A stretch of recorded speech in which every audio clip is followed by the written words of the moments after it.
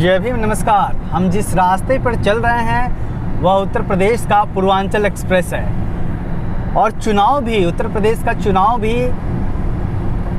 पश्चिमी उत्तर प्रदेश और अवध से होता हुआ पूर्वांचल में प्रवेश कर गया है। उत्तर प्रदेश में 5वें चरण की वोटिंग चल रही है, जिसमें अवध में खास तौर पे चुनाव है। 12 जिलों की 61 सीटों पर चुनाव हो रहा है और इसके बाद 2 चरण के चुनाव बाकी रहेंगे। जो 6वां चरण है वो 3 मार्च को होगा, जबकि 7वां जो चरण है वह 7 मार्च को होगा। 10 मार्च को गिनती होनी है। तो उत्तर प्रदेश का चुनाव अब उस क्षेत्र में जा पहुंचा है जहां पे कहीं ना कहीं पूरा चुनावी जो गणित है, किसकी सरकार बनेगी, वो तय होने वाला है।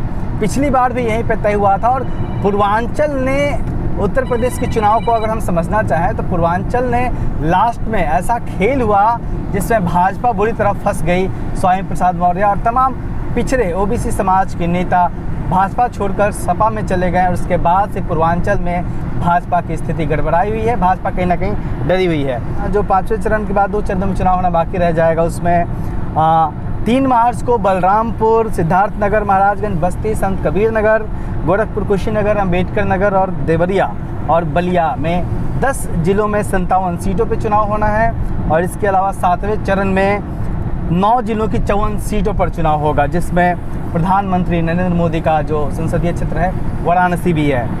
इसमें जौनपुर, आजमगढ़, मऊ, वाराणसी, गाजीपुर और संत रविदास नगर, मिर्ज़ापुर, चंदौली और सोनभद्र ये ज़िले हैं जिनमें चुनाव होना है। तो पूर्वांचल की राजनीति है क्या? पूर्वांचल में मुद्दे क्या हैं? पूर्वांचल के अगर हम राजनीति को समझने की कोशिश करें तो कहीं ना कहीं पूर्वांचल की राजनीति जो है वह जातियों के गठबंधन की राजनीति है। और यूपी का चुनाव उस दौर में पहुंच गया है जब भाजपा और तमाम बड़ी पार्टियां यहाँ पे अपने आप को बेबस खड़ी पा रही हैं और जो सारा खेल है, सारी जो ताकत है वो कहीं ना कहीं क्षेत्रीय दलों के हाथों में आ गई है। यही वो क्षेत्र है जहाँ पे स्वामी प्रसाद मौर्य हैं, जिनकी ताकत का अंदाज़ा लगना है। यहीं पे ओम प्रकाश राजभर हैं, यहीं पे अनुप्रिया पटेल हैं और यहीं पे निषाद पार्टी हैं, जो छोटे छोटे दल हैं जिनके बूते पिछली बार इस क्षेत्र में भारतीय जनता पार्टी ने तकरीबन 156 में से 106 सीटें जीती थी। और अब ये इसमें से तमाम नेता जो हैं वह इस बार सपा के खेमे में हैं और भारतीय जनता पार्टी के लिए चिंता की बात है। यह क्षेत्र है, अगर हम इसको सीधे तरीके से देखें तो इस क्षेत्र में भारतीय जनता पार्टी की बजाय जो सीधा मुकाबला है पूर्वांचल में वो बहुजन समाज पार्टी और समाजवादी पार्टी के बीच है।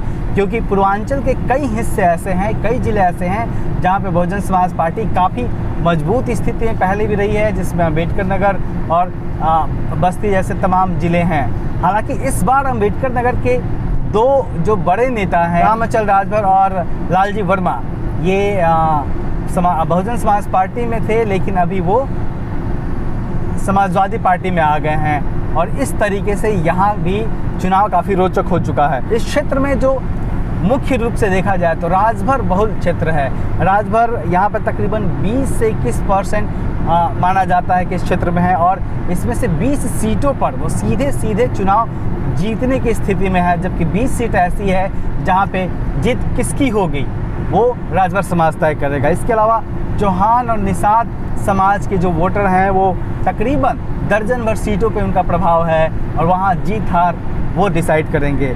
इसी तरीके से मौर्य समाज भी तकरीबन 1 दर्जन सीटों पर चुनाव को प्रभावित करता हुआ दिखेगा। मुस्लिम भी यहाँ 15 से 20 सीटों पर काफ़ी प्रभावी है। आजमगढ़, मऊ, बलिया जो ये ज़िले हैं, इधर मुसलमानों की संख्या काफ़ी ज़्यादा है और वो काफ़ी ताकतवर स्थिति में है। तो उत्तर प्रदेश अब पूर्वांचल में है और पूर्वांचल जिसको माना जाता है कि राजनीतिक लिहाज से पूर्वांचल के मतदाता सबसे ज़्यादा जागरूक होते हैं, इस बार वो किसके साथ खड़े होंगे, जीत उसी की होगी। क्योंकि कहीं ना कहीं जब पूर्वांचल की हम बात करते हैं और पिछले चुनाव में जाते हैं तो 2017 में, जैसा कि मैंने बताया कि यहाँ की 156 में से 106 सीटें भारतीय जनता पार्टी जीती थी। और इसके पहले जब समाजवादी पार्टी की सरकार बनी थी 2012 में तो उसने 85 सीटें हासिल की थी और बहुजन समाज पार्टी ने 70 सीटें हासिल की थी जब 2007 में उसकी सरकार बनी थी। तो इस बार भी पूर्वांचल में सीधे बहुजन समाज पार्टी और समाजवादी पार्टी के बीच में कड़ा मुकाबला है और यही पूर्वांचल तय करेगा कि सरकार किसकी बनने जा रही है। फिलहाल जानवरों का जो मुद्दा है, खुले जानवरों का, वो यहाँ पे काफ़ी अहम मुद्दा है पूर्वांचल का। और इसके अलावा अखिलेश यादव ने जो पुरानी पेंशन नीति बहाल करने की घोषणा की है, उसका काफ़ी असर देखा जा रहा है यहाँ पे। तो पूर्वांचल किस ओर जाएगा, हम इस आगे आने वाली रिपोर्टों में और लोगों से बात करेंगे, आपको बताएंगे। फिलहाल यूपी के पूर्वांचल से मैं शुभदास, दलित दस्तक।